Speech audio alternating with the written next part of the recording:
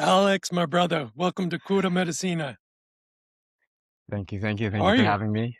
It's Doing well. great to have It's you been an here. amazing journey. Good. Good to be here. Yes, it is. So I know this is a big question, but how do you describe yourself? I mean, I am. I'd say multifaceted. At the depth of things, we're all the same. There's nothing special about me, and everything that I can do, anyone else can do. Simultaneously, for many people, that's an intellectual concept. I've been doing a lot of work, a lot of processing, a lot of journeying and self-exploration. And so there is something special about that, and I won't discount that. I've been going into the shadows. I've been seeing parts of myself that I was unconscious about. And in healing that, I feel like a much more grounded, centered, and energetic simultaneously individual. What was the inspiration? How did you go from a moment of, okay, I feel like I need to do something right now in my life, and that something is Vipassana. Hmm, Like, how did that arrive in your life, that moment? thank you. So Vipassana has always been on my radar. When I was living in California, there was a Vipassana center in Joshua Tree, another one in North Fork, California, another one in San Diego. But finding 10 days where I could just leave my world and go and do it, I just never found the time to do it. So it was always on the radar. When I moved here to upstate New York in 2024, I didn't even think about Vipassana, and I was in a really good state. That's 2024 is the year that we met. And I remember seeing you the night of ayahuasca, and you looked at me and you looked at the person giving me a ride, and you're like, this guy's about to like be a completely changed person. And by the time they picked me up, it was true. And I was in such a state of love, such a state of bliss at that time. Um, Stepping into a new world. When I moved out of California, I got married. I all of a sudden found myself as a father of two kids. They're wonderful girls. But through that, so much came up. I thought I could be a good father. People have always told me that. I felt it somewhere, but all of a sudden I could see patterns. I was starting to hear my father's voice and my mother's voice in both good ways of sharing wisdom and negative ways of ways that are not really supportive for a child. And I could feel that. And I started questioning things like that. When I was in California, I had been a very devout yoga practitioner. Before the pandemic in 2020, I was at the height of my game, very joyful, very blissful. I was living almost a solidarity, in solitude, almost like a monk life, but still in the world. And so I had that as a benchmark to know how joyful and peaceful and clear, how good of a teacher I can be when I'm in that state. Through the pandemic, I ended up teaching online, and then wasn't with people. I didn't realize how important it was for me to be in a room with people, how much that actually impacted my state of being. I had gone from teaching 20 classes a week, 15 publicly, 5 corporate and private classes, and leading teacher trainings all throughout the year, sometimes 2 teacher trainings at a time. So I was working 40 to 50 hours a week in LA, and my entire existence was all yoga. I eat, slept, and was breathing yoga every moment of my life. Now that I was online, there was so much free time. I couldn't see people. I wasn't teaching as many private clients. Definitely wasn't working 40 hours a week. I was making more money, which was this really interesting juxtaposition. But I always felt a little rough because I had classes that were being filmed, and I know that the classes were fine, but I also remembered how clean of a teacher I was before the pandemic. And so I just never felt fully there. And I couldn't figure out my way back to it.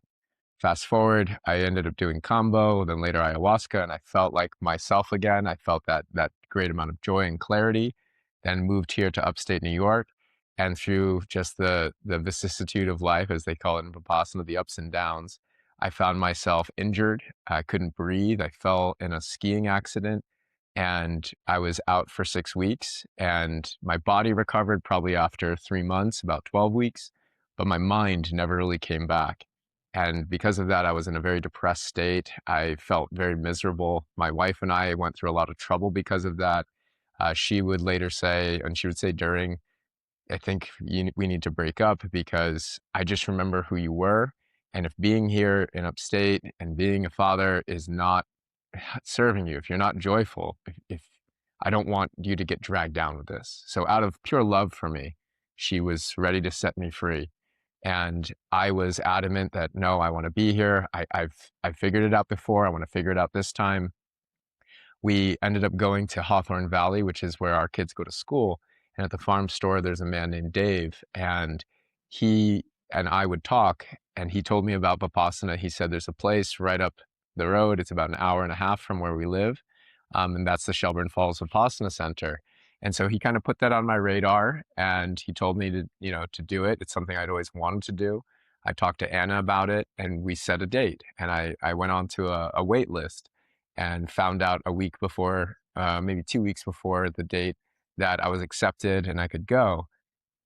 And it was nervous for me. I've never meditated for longer than an hour at a time. And now we're talking about meditating for, hour and a half to 2 hours in the morning, and then total about 10 to 11 hours per day. So the thought of it was very overwhelming and very intimidating for me. Um, Even during the holidays, with how much stress we were under, and my youngest daughter cutting her finger, us having to go to the emergency room, and the kids were getting sick. I was sick. Anna was getting sick. Um, on that Tuesday before we left, we had got hit by a huge snowstorm, and my California car can't drive in the snow. So it was like, I don't even have a car to drive over there. And I was like, Anna, my wife, this is not the right time. Like, I'll do it in February. I'll do it in February. The kids are sick. Elise is injured. Oh, I can't leave you like this. And she was like, honey, you gotta go. You've been talking about it for a while. I want you to go. I'm like, 10 days, Anna, 10 days. We're not gonna be able to be in contact. She's like, you gotta go. I'll drive you. I want to be with you anyway because we haven't had any alone time together. We've been dealing with all this stuff. I'll drive you there and I'll pick you up in 10 days. And so that's just what we did. And thankfully my wife is like the most supportive person in my life. She lights a fire under my butt sometimes, and she's extremely supportive with everything that I went through. She cared for me when I was injured. I at times felt so guilty about that because it's like, this isn't what she signed up for. I know the man she married. I know I'm not him. I'm a shadow of that person. And so when I got to Vipassana, I remember thinking, this is it. If I can't figure this out, we might have to break up. I might have to leave. I have to accept that. And it doesn't have to be that way because of that. And I'm so grateful. Even though I was miserable before I got there, I am very grateful for the amount of misery I was enduring, because that became the fertilizer for what happened next. I would sit down Beautiful. and basically it But was like, before you we can before eat. we get Oh, go ahead. Sure. yeah, let's for people who don't know what Vipassana is, if you could just explain a little bit about, where it comes from, and, who the main teacher is, just to give our listeners a little bit of a, insight into what we're talking about. Yeah, So Vipassana, from how it's described at the Vipassana Center, follows the original teaching of Buddha. From what we're explained at Vipassana, Buddha never wanted a religion founded in his name. He had one mission in life. That mission was to alleviate human suffering through a practice called Vipassana. And what Vipassana is, it's a style, I would say it's a style of meditation, and please take this all with a grain of salt. I'm not a Vipassana teacher. I'm just someone deeply interested who did some research. Vipassana is a style of meditation where you do not control your breathing. You don't move. You don't practice physical yoga. What you do is you sit and you become aware of your breath. And as Goenka, the person who brought Vipassana from Burma to the United States, says, you don't control the breath, you observe the breath as it is. As it is. And when you're aware of the breath as it is, you realize your breath is the link. It's something that you do consciously and you do it unconsciously. When you control your breath, you're using your conscious mind. When you observe your breath, you're gaining a conscious awareness of your unconscious mind. So it's very important to not control your breathing. but to observe it as it is. Vipassana also asks you to sit, and at sometimes you sit with strong determination, meaning you do your best to not move even 1 millimeter. It's usually for 1 hour. It gets to about 3 times a day, where you just come and sit. You observe your breathing. First, you follow the respiration. You dial it in. First, you feel the breath, the inhalation, the exhalation. Then you start to pay attention to the feeling of the breath as it enters and passes around the nose. And then later you pay attention to the breath right at the top of the upper lip. If you get quiet and you practice long enough, you'll start to notice things like the fact that your breath is colder coming in and warmer going out because it's traveling through your body. From there, you spend the first couple of days just sharpening. This is called anapana. You just sharpen your awareness by coming back to your breathing. Your mind gets distracted. That's okay. The moment you recognize it, come back to the breathing. If your mind is really crazy, you take a couple strong breaths, conscious breaths to get aware of it again. And then when you can, relax back to a unconscious breath and just be aware of that. From there, you then take awareness to the top of the head and you start to witness the bodily sensations. Again, not controlling it, not trying to imagine it, just the sensations as it is. You feel tingling sensations, maybe heat, maybe discomfort, maybe pain. And then you start moving your awareness throughout the body. You start feeling out your arms. You basically take a systematic way of scanning your body and you become aware again of what is hiding in plain sight. Your unconscious mind may be repressing bodily sensations. And now, as you sharpen your awareness using the breath, you take that sharp level of awareness, you scan your body. You start to do this many times, and then at some point, you kind of sweep your awareness of your body very quickly, and you can feel this kind of electricity or this flow of energy that's moving through you. And so no attachment to getting to that state, no aversion to maybe feeling like, oh, my shoulder's tight or it's stuck. You feel pain, you witness it. You feel joy, you witness it. And you witness it all through temperance. You're reminding yourself that nothing lasts forever. When we feel pain, there's actually a moment, if you sit with it long enough, you'll realize the pain isn't constant, it's kind of flashing, it's pulsing.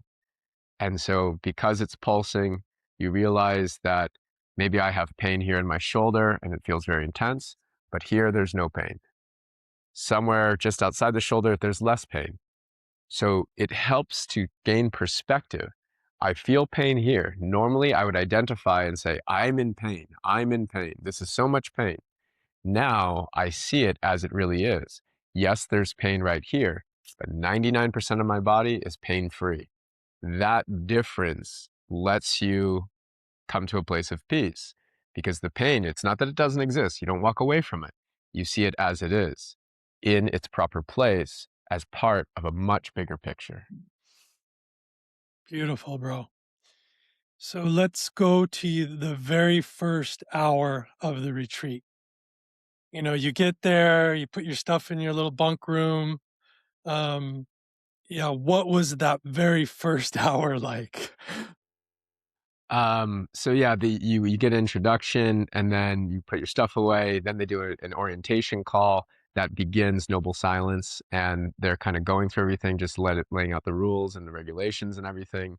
And I'd say from there, then we have a little bit of break. We eat some dinner, and then we go to our first meditation. And yeah, there's definitely a part of me was like, I don't know if I can do this. It's pretty overwhelming. Another part of me is excited because I live in a home with my wife and two small children. They're 5 and 7. And so part of me is like, I just came out of Thanksgiving. It was really loud, some noble silence, and everybody no talking is actually quite nice. I don't get this very often, so let me try to enjoy it. And whatever happens, I always think, accept what's happening, trust it's there for the benefit of your growth if you can see it from that place, and then just surrender to it. And so, as much as there was resistance and hesitance and some nervousness, there was also a sense of peace that I was exactly where I needed to be. And hell or high water, whatever's to come, I'm coming out better on the other side. Beautiful. Okay, so you're in noble silence the entire retreat? So noble silence, and what I love about Vipassana is that at first, when you look at it from the outside, it feels extremely strict.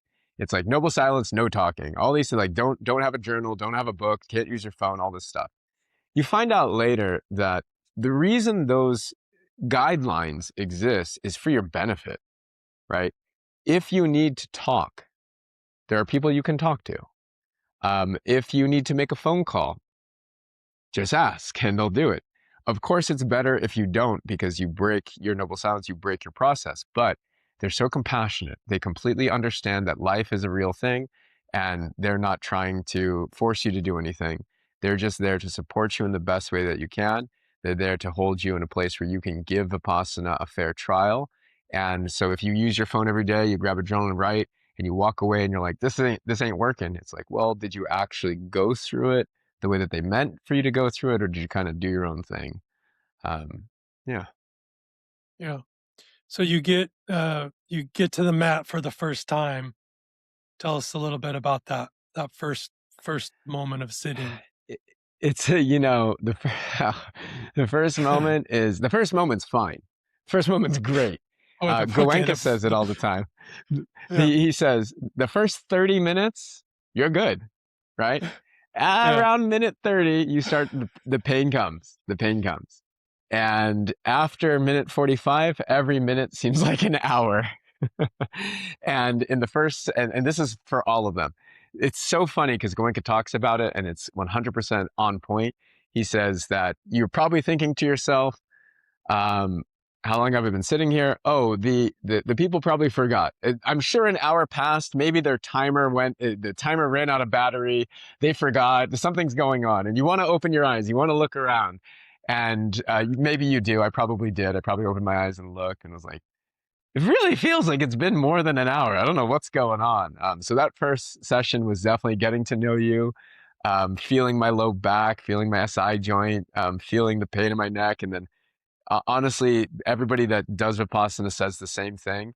Do not underestimate the physicality of Vipassana. Yes, you are just sitting there, but just sitting there, you will find out is extremely difficult if you don't have good posture, you haven't built the proper muscles. If you're sitting there the way you sit behind your desk, kind of slouched over and hunching your neck, you're going to feel it. And yeah, that first session was like that. I explored every day. If you could see the transformation of my mat, of the blocks and the wood thing, and the different bolsters and thing and cushions, and me just changing it every day. It wasn't until day 7 that I locked in and was like, "This is the setup. My spine is straight. I feel very grounded. My knees don't hurt. My ankles don't hurt. I feel good." Still, there's pain, right? But at least I could deal with what I could deal with, and the rest I just got to deal with. yeah. That's beautiful. So let's talk a little bit about how it unfolded for you. I would love to hear not only about the physical part, but how did the mind, how did the activity of the mind evolve, devolve, um, find moments of peace, go into chaos. Yeah, talk us like what was internally, what was happening. Because I There's imagine that's where something all the you activity is. It's yeah, you're 100% right. I would say that not being able to speak with my wife, this was the longest that we've ever not texted, let alone uh, not called or not seen each other in person. We see each other every single day. I think maybe the most is 24 hours. And you know that she's got an emergency contact information. If something goes wrong at the house, they can get a hold of me. Like it is possible. And I know that if I really needed to, I could reach out to her. It doesn't stop you though. Once my mind was in a fear state, once I was getting triggered, once I'm dealing with unconscious patterns, once I'm dealing with how judgmental, how critical, how mean I am. I've got hatred in my heart. I've got all these things, and then all of a sudden it's looking for an outlet because my body's in that fear state. It's starting to stimulate this idea of like, why are you so afraid? What are you afraid of? And then in my head, what if something happened to Anna? What if Anna's really sick? What if the girls had to go back to the hospital? What if they're really sick? What if Anna doesn't want to be with anymore? What if this time apart has made her realize like she's better off without me, and she's not even going to pick me up. I'm just going to have to get a ride home from someone else. Like, logically that this is probably not the case. You know that she's a rational person, and even if that were the case, she would still pick you up because she said she would. But it doesn't stop you. And so if I could tell you how many times I stood outside the manager's door, just like rocking in my feet and pacing and being like, I'll just explain to him, I got to make sure my wife's okay. At this time, I didn't know I could just ask for my phone. I thought it would be a much bigger deal. It turns out it wouldn't have been that big of a deal. And I'm glad I didn't do it. But I would sit there and go, what if they're not okay? What if Anna's injured? What if she's mad? I mean, she's the only one that has the contact number. Maybe somebody else should have my contact. What if Anna's hurt and nobody can contact me because she's the only person that knows where I'm at? And this would just go on. And I would go, you know what? At some point, come back to your breathing and recognize the bigger what if. What if my tendency is that when I get triggered, I just catastrophize? Maybe she's injured. Maybe she's fine. Definitely, I'm freaking out. Let's work with that. Let's work with that. That's a start. Work with what we know. Can't work with what I don't know. Let me work with what I know. And so, yeah, it was a big game of that monkey mind throwing bananas and poop at me and going through all that and then coming back to the breathing, using this technique. In yoga, we call it Hatha Yoga Anushasanam. It means the practice of yoga is now. And Goenka says it. You practice here 10 times a day. We practice for at least an hour, sometimes an hour and a half to 2 hours. He said, in between, it's important that you don't just stand up and go unconscious and go about your day. Be mindful. Can you stay with your breathing as you leave everything behind, as you walk to your room, as you use the bathroom, as you lay down, as you eat, as you go for a walk, all of it? Can you stay with the practice? And as I did that, I realized I would feel a lot of frustration when I was unconscious. And when I just came back to my breathing, just came back to my feeling, just came back to the body sensations, didn't react, I just practiced non-reaction, recognized the anicca, everything is temporary, even the feeling of fear, even the feeling of joy. There's no reason to cling to it. There's no reason to run towards it or run away from it. It's all just passing through me. Let it pass. And the more I did that, the more those huge peaks of fear would just kind of quiet down because I wasn't giving them anymore. All of a sudden I felt, it's like Goenka says, maybe you try to practice non-reaction, then you react, and for 8 hours, you're sitting there mulling it over, shouting, arguing with yourself, and then you remember, come back to the breath. And then the next day you do it again, but now it's only 7 hours and 59 minutes. You're on the right track. The next time it'll be sooner. The next time it'll be sooner. And before you know it, it'll be minutes. And before you know it, you'll feel a slight discomfort. You'll witness it. You won't react to it. You'll come back to the breathing. Now you went from this to this to this to this. And now you are in equanimity, fully aware of everything that's happening. And simultaneously, life feels more fluid because you're no longer fighting it. You're no longer chasing it. You are able to respond with clarity, with presence from the heart, with what is, seeing life as it is. No magical thinking, no wishing, no dreaming, no hoping. See the truth, the dharma, the nature of things. If you understand that, if you can see things as they are, you can adjust and act with so much more strength. And those are lessons that I learned of Vipassana. That's something I took home and it's changed my life. Amazing, bro. That was a beautiful description of the internal state and how everyone listening to this can access that equanimity. I'm glad you brought that word in. It's such a beautiful word.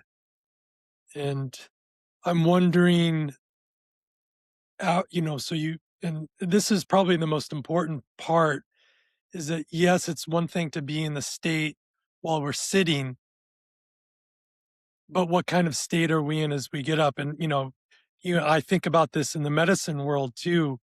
Yes, Right. it's great that you had these insights and realizations while communing with the plants, but what's going to happen next week when you go home and you're, back into the stream of your life, which is really where the practice, where the practice becomes the living fire for us to be and show up in different Yes. ways. So I think Yeah. what you described is exactly what I see also and wish for people in the medicine world or doing any kind of work actually. And I'm wondering, what can you take us a little bit through that process? Like, so you're going through the sitting, and as you became more uh, present in your sitting, what did you notice about when you got up and when you went to eat and when you went back to the room? Yeah, what did you notice in that space? So there's a practice that I do.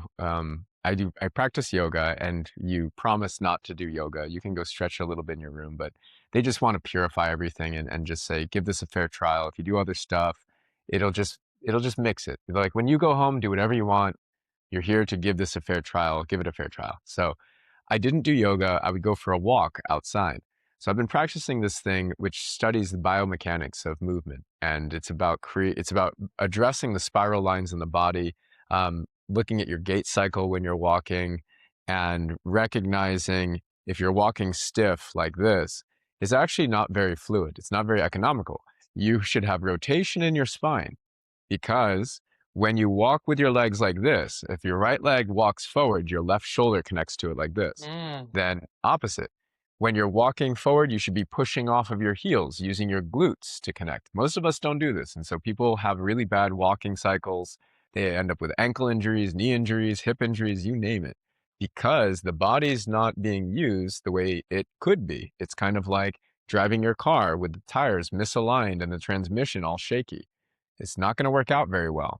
What's interesting is I've been studying this for a long period of time, and it was always really hard for me to understand. Probably because I wasn't in the clearest state, probably because I could see it intellectually, but I just never had the time to just sit there and practice it. The beautiful thing about Vipassana is my mind would be so clear, I'd be so aware of my body's sensations. As I go outside, I learned more about biomechanics in the week, stepping away from biomechanics, just going for a walk, than I did the entire time in the last year when I've been studying it with a personal trainer.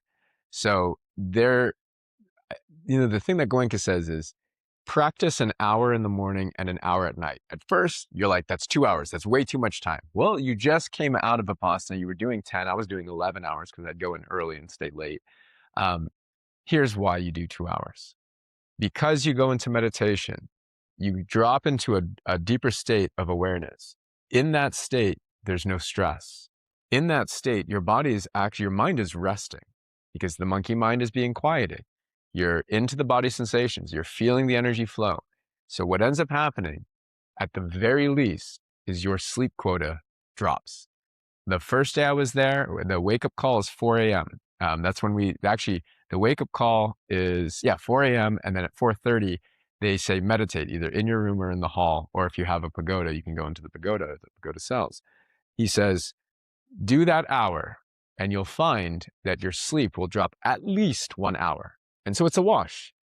You're gaining an hour of clarity in the morning, and you didn't spend an hour because you got an hour back. Then he says, keep practicing. And this is true. When your mind is clear, your level of efficiency is unbelievable. It's superhuman. I mean, it's really how humans could be. It's just very clean. And so everything that you do throughout the day, you are more efficient. Guaranteed, you get at least an hour back. Now, let's talk about the actual results. For myself, the first night I slept 6 hours. I woke up on time. I got to meditation. I was committed. By midway through, I was sleeping 4 hours a night, feeling completely rested, feeling completely energized. I would just wake up before the alarm went off, get out of bed. I was good to go. That's not typical. That's not everybody. I'm very disciplined when I'm at places like this. I go at it and I really go for it. By the end of it, the day before the last night, the night before the last, I slept 2 hours. The last night, I barely slept at all. And Goenka talks about this. When I laid down, Derek, it felt like somebody took a million-volt battery and just plugged it into my head. I laid down and I just felt electricity flowing through my body. Goenka says, if at night, when you go down to rest, you don't fall asleep, you feel very energized, very clear, stay in bed anyway, at least a couple hours, because your mind feels rested, but your body might need it. So stay in bed. Now, it's 1 a.m. You don't sleep. 2 a.m. You don't sleep. 4 a.m. It's time to wake up again. Wake up.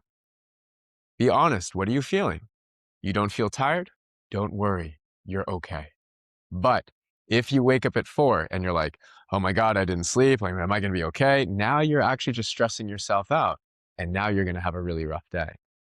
And so going through that, I can tell you, my sleep quota went from, I would sleep 10 hours to 12 hours when I was really depressed, and I wouldn't have any energy throughout the day. Now I sleep between 4 to 6 hours, and I'm as clear as you're hearing me now, very energized, I'm very efficient. I've been doing lots of work around the house. I, I got way more than 2 hours back, and I actually don't even meditate for 2 hours a day because I'm meditating all throughout the day. I'm constantly checking in with my bodily sensations, constantly, to kind of answer your point even further. How do you take it off the mat? You become aware of your breath. You watch your breath as it is. You feel the bodily sensations as it is. You practice in a state of non-reaction. You practice in a state of what Goenka calls the two wings of the bird: equanimity and awareness. Equanimity simply means to be aware of something without reacting, right? And awareness means you keep expanding your awareness. It's easy for us. I can have equanimity. All I have to do is turn off my phone and go for a walk and sit there in the forest. Equanimity, done. The moment I realize the world is at war, politics, policies, everything is coming crashing down on us, no longer equanimous. So the real gold, and the goal of all of this, is to be aware of as much as you can as possible. And while that awareness is happening, feel life through your body sensations. Your body is a great indicator of your perspective of life. Can I see the atrocities of life and be just as peaceful as when I see, two otters cuddling? And that becomes your practice. The hour in the morning, hour at night is where you gain a benchmark. This is how peace really feels. Now you know as you go throughout the day, are you not in the same state? Can you get back there? Do you think it's only available to you during the hour in the morning, hour at night? No, it's available right now, because inner peace is always there right now. And if you don't feel it, ask yourself why. What layer, what thought is keeping you from feeling peace? Yes. Ouch, ouch. Ouch, ouch. Such an important lesson, brother. So happy you received all that wisdom and now you embody it. It's it's probably the most important lesson to know as a human being, what you just Yeah. described, because it s- enables us to meet life in a way that is not reactive and comes from this Yes. fire, this place of our hearts. And man, you've described it so beautifully. I'm just so honored to hear that. I'm wondering, during the meditations, did you have any DMT like visions or thoughts about your death? Yeah, tell us a little bit about, some of the extraordinary states of mind that you Oh, yeah. went into. So what was really beautiful is that I said there was a snowstorm right before, and the same thing happened in Shelburne Falls. They were blanketed in snow, which was beautiful because that means you walk outside and they have this forested area that you can go and walk around in the woods. It's gorgeous. So one of my favorite things to do is in the pagoda, they have the lights really down low. Even when your eyes are open, you barely see anything until your eyes adjust. So it's outside, it's cold, and it's snowy, and it's bright. So what I would do is I'd walk around outside right before I'd go to meditate, and I'd widen my eyes. I would get snowblind. And then I would I would take off most of my layers, keep my t-shirt on, and have my shawl ready. I'd walk outside for like 15 minutes until my eyes adjusted to the light and I felt the cold on my skin. Then I would go into the pagoda, I'd open my cell door, I'd sit down, and I would be completely blind because the contrast of how bright it was outside to how dark it is in the room is there. So I'm sitting there. My meditation instantly, it's so quiet, you drop in.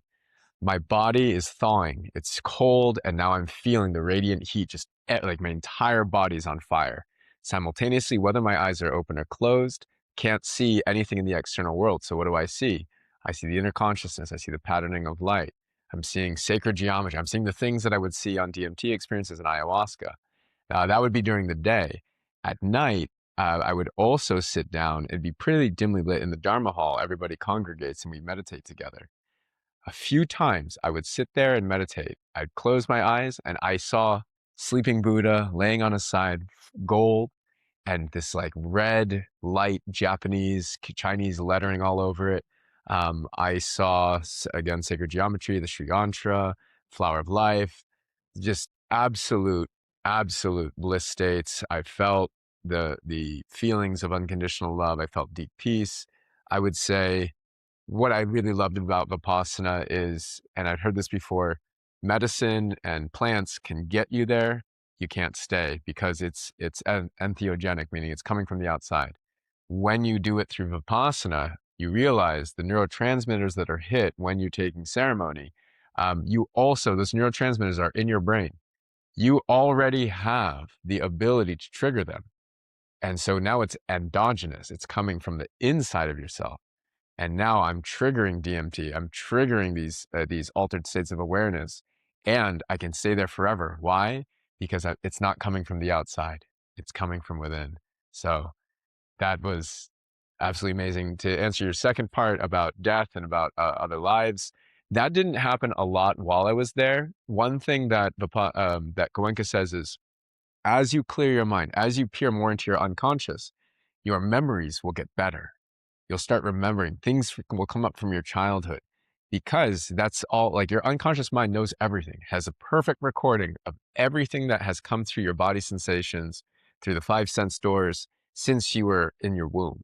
So it's all recorded. You can access it anytime. It's in the unconscious. As you start plunging into the unconscious, it will awaken those memories. All of a sudden, you might flash back. I had flashbacks to being a child. I had flashbacks to conversations with my stepfather. I had flashbacks to conversations with my biological father, had all those things. Goenka even talks about when Buddha achieved enlightenment, there's a certain state that he got into where not only did he see everything in this life, he started to see all his past lives. And the first words of Buddha that he said when he attained enlightenment under the Bodhi tree, and I'm going to paraphrase it. I suggest everybody listen to it in its original language and then read the translation. But it's something like, when he enlightened, first he reflected, he was born many times, and as he observed his life process and all of those lives, he found himself always running towards death, always running towards death. And then in one life, he finally asked, how do I escape this running away from death? And some sages told him, you must find the builder of the house. And so then he spent his next lives. Who is this builder of the house? What does that mean? The creator, the God? What is that? And when he finally attained enlightenment, he said, aha, I see you. You can no longer hide from me, builder of the house. I don't give you any more material. To build a house, you need material. You can no longer build a house from me. For that, I will not come back. For that, there is no reincarnation. And the idea of that was that, what is the builder of the house, and what are the materials? The building materials are your desires, your attachments, and your aversions. Forget about another life. Think about in this life. Why do you do anything? Because you have a desire that you want to fulfill, whether it's running towards something or you have a desire to get out of misery. That is, if anything from going pee to grabbing a sandwich to becoming the next CEO of a company, it all comes back to a certain desire. Now, he eliminated the desire. How? By practicing non-reaction. You have this feeling, oh, I really want to see this. Oh, I'd really like to go here. I'd like to get away from this. I don't react. I just observe. I don't react, I just observe. When I don't react, those desires, they call them samskaras, they start to fade. Then other desires come up. I don't react, don't react.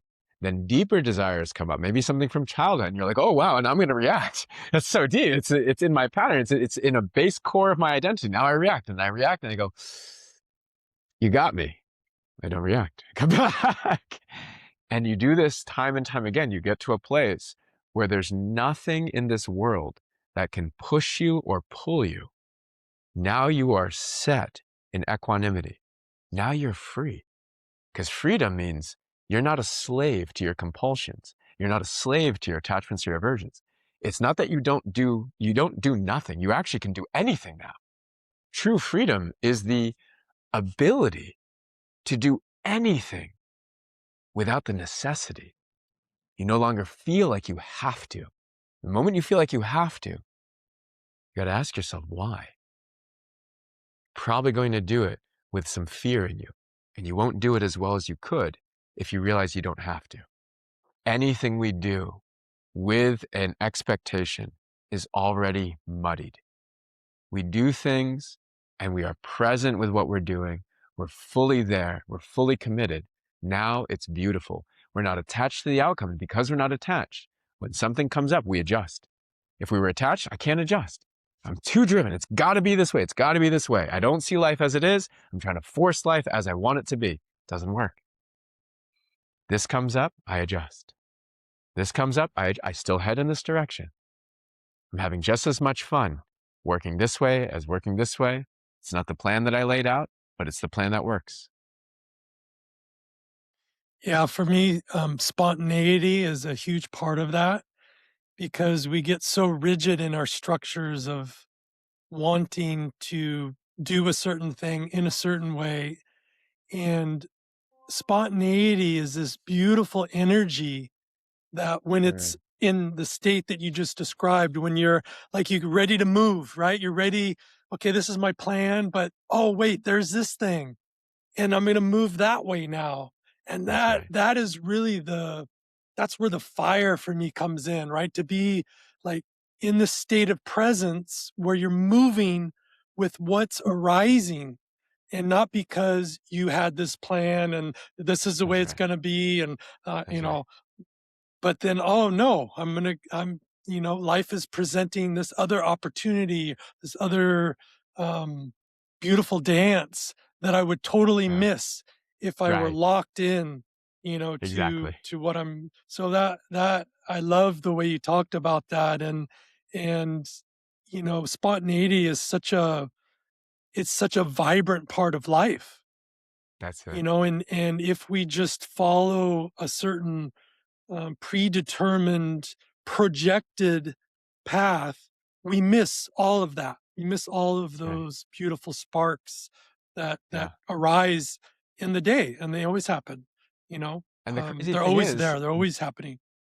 we might have a shortcut appear before us, like a quantum leap towards our goal, but we're like, no, it's hard work and it's got to be like this, step by step, step by step. And this person's like, man, I really love that company. I think I would invest in it right now if you just, and you're like, there's no way, trust me, you wouldn't want to get in this company. No way, no way, no way. And it's like, bro, Yeah. the present moment belongs to those who Mm, are present in it. that's There beautiful. are no requirements. There's no the Yeah. only requirement is you're here. And that is both simple and easy. And for many of us, unfortunately, myself included in the past, so fucking difficult. Mhm. But honestly, you're right. If you can dance with spontaneity, oh my God, you'll get everything done faster than you thought you would because you'll realize your identity was actually just slowing you down. Just know where you want to go, set the intention, pay attention, and get out of the way. Great advice. So as a yogi, how like because I love yoga as much as you do probably, and what do you think yoga gives you, and what do you think Vipassana gives you? And obviously, you're not dropping yoga, right? There's still Yeah, value in that path, also. So, yeah. if people are listening and thinking, "Oh, I already do yoga. I don't need to do Vipassana," what would you yeah, how would you talk to them? I'd say there's many layers to understanding yoga. Vipassana is yoga. The two, in fairness, when we look at the birth of yoga, as far as I can tell, again, I'm not the world recognized authoritarian on yoga. So let's start with that. But from what I've learned and from what I've studied, and I've been learning about yoga very seriously since 2011, so about 15 years. Um, Yoga in its original design was to yoke, to yuge, to yoke what? A horse and chariot. That's weird. What does that mean? And how do we get from that to down dog? Well, because the mind can be like a battlefield. And if you're a foot soldier and I'm a guy with a horse and chariot, bye bye now, right? So you find a lot of power in unifying the resources that are available to you. That's yoga. So from there, in an easier time, it was this: sit, sit, find stillness, realize God, realize the nature of the universe within yourself. Stop chasing it out there, sit. Okay. Then it started to expand. Oh, can't really sit so well. Okay, here's a couple seated positions. The original Hatha Yoga, it was Sukhasana, Siddhasana, Padmasana, Ardha Padmasana, Virasana. These are all seated poses. In fact, the word asana, it does not mean pose. The literal translation of the word asana means seat. And if you even want to look at it in any pose, it makes sense, because for you to create length in your spine, you need to have a foundation to which you build upon. That is your butt. That is your pelvis. So the pelvis, the awareness of the pelvis in the posture of sitting is crucial. If you don't know how to find your seat in a yoga pose, you will be unstable and you'll be burning a lot of energy and you'll probably have compression in your spine. Then we got deeper and deeper and further away from it. Krishnamacharya was tasked with saving yoga from dissolution because the British were over there colonizing and they were trying to get rid of all of these wonderful Indian philosophies. And so Krishnamacharya was tasked to save yoga. And so he started clipping things from British gymnastics. There was no handstand in yoga. There wasn't a lot of this stuff in yoga. Then he would show people, because at the time people were really interested in physical prowess. So he would teach these 13-year-old boys and he would beat them. I mean, from what I've heard, he was a pretty rough guy. He's a very strict disciplinarian. I can't say to his mental state. I imagine it's just a different time where we're very strict. Physicality, corporal punishment was par for the course back then, so I don't judge it. I just say it was part of the time. But he would literally teach these kids yoga. They would get so strong, he would put them in full wheel or camel, which is basically this gnarly back bend. People can't do camel for more than a minute for most people here in the West. He would stand on a student in a full back bend for an hour and just sit there and talk about yoga in the middle of the street. And people were like, what? Like, it's pretty shocking. Like, what's going on here? And so that got people involved. So where I see things is that Vipassana, I have some pros and cons about Vipassana, to be honest. The pro of it is so in line with the direct knowledge of yoga, is to sit in stillness and to realize yourself. That is, I can't say how much I love that about Vipassana. The issue with Vipassana that I can see is there is no living teacher. If you do Vipassana, or anybody on the planet does Vipassana, you watch the recorded videos of Goenka. You can't ask him a question. Keep in mind, in context, I only did the intro 10-day course. I haven't done the 30, and as it was my first time, I may have missed it. I give every possibility to that. I will say, for the people that I've seen go back many times, including the servers, their posture, straight as an arrow. Fantastic. For the most part, everyone says the physicality is not to be underestimated. People are slouching, people are dying, they want to quit because their low back hurts. And what I felt was there's not a lot of instruction on how to sit, on how to set up your blocks. It's kind of like you play, you figure it out. I'm like, but what if people don't have anatomical awareness? Give me 10 minutes and I could have taken everybody through at least 5 to 10 sitting positions that would have vastly transformed their experience. Still, pain will come up. But what I felt was there was kind of this feeling that when the pain comes up, it's a good thing. because you're dealing with your samskaras, you're dealing with your past patterns, you're learning to not react to that pain. In some perception, that is true. In another, pain is information. That pain in your low back is actually you're compressing your spine. Yes, you could not react to it, but maybe you decompress your spine because that's better for your spine. Again, this is from the intro. I don't know what happens when you're there for longer. So, why yoga is so important for all of you listening. Keep practicing yoga, especially with someone who understands these things. The ability to move consciously, to be intentional, to be centered, to be grounded, to find your seat so that you might lengthen your spine, because your spine tall is your nervous system. It conducts the electricity.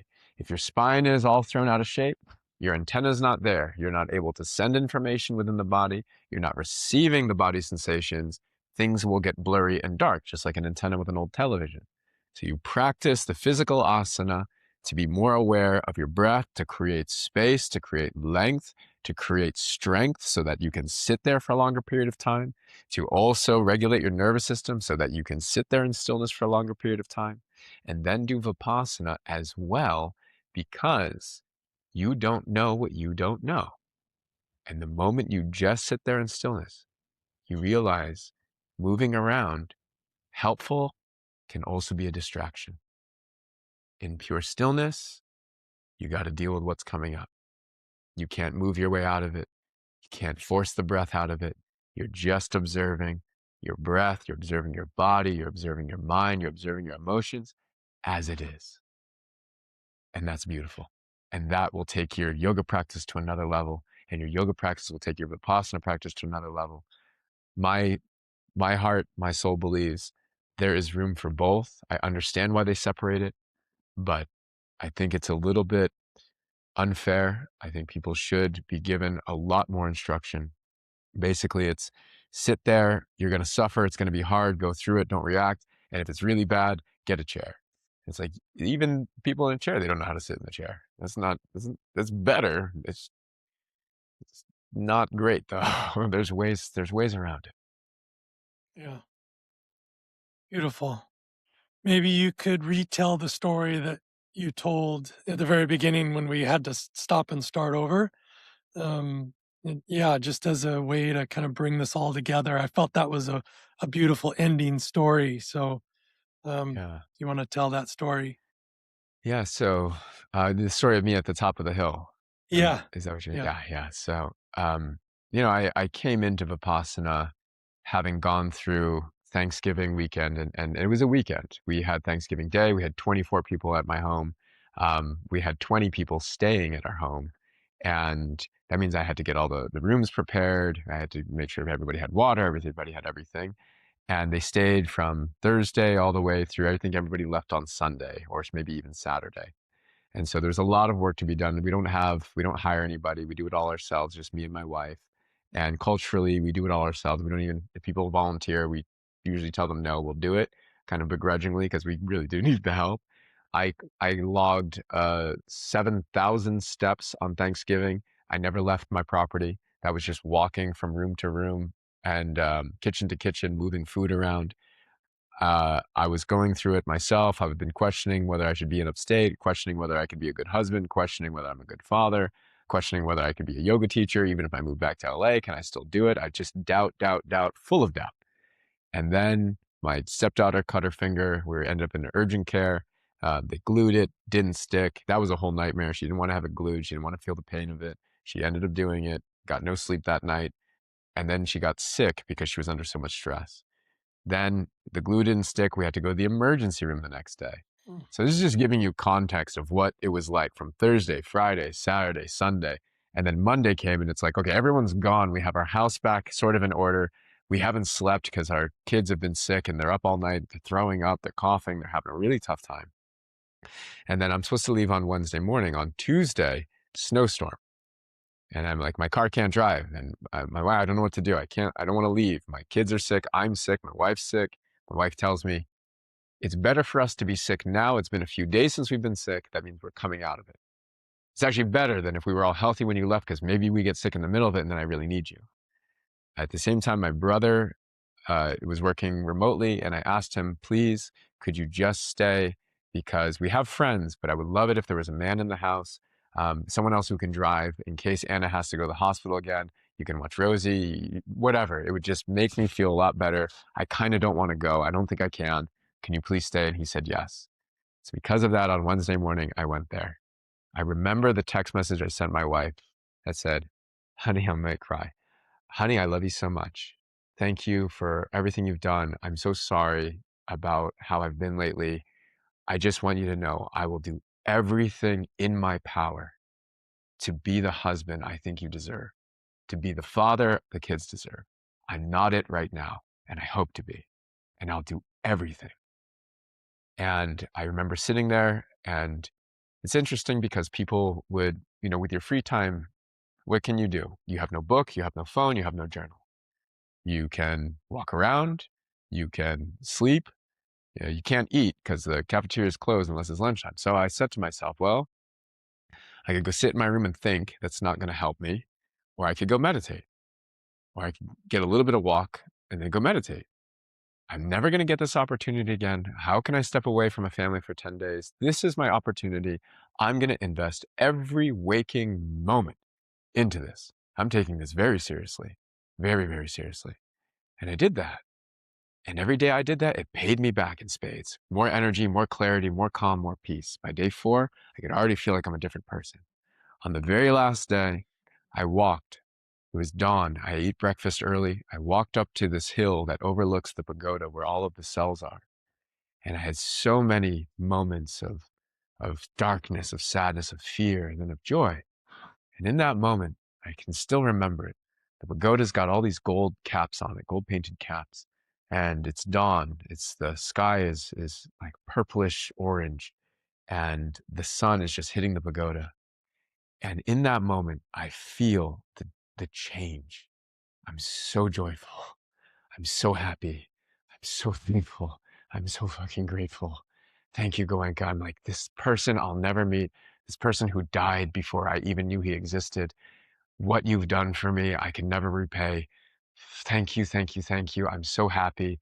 And in that same moment, I reflected on how I had gotten there and the immense amount of sadness and misery that I came in with. And I felt it simultaneously. I mean, deep despair, Derek. I was ready that if I didn't make a change, I was going to leave my wife. And if I'm really honest, I was going to go kill myself. I didn't want to be this person anymore. I would rather not exist than live another day like this. And so I'm just giving you context. That is as dark as it gets, full of shame, full of guilt, full of sadness, full of anger. I had yelled at my mother during Thanksgiving, screamed at her. Shit, what an asshole. Dark. And in this moment, so much love, so much light. And in this moment, I can feel my humanity on both sides. And tears of joy start streaming down my face. This immense sadness and this immense bliss at the same time. It is the same thing I felt in ayahuasca when I sat with the chief for the first time with you and the Noki Koi.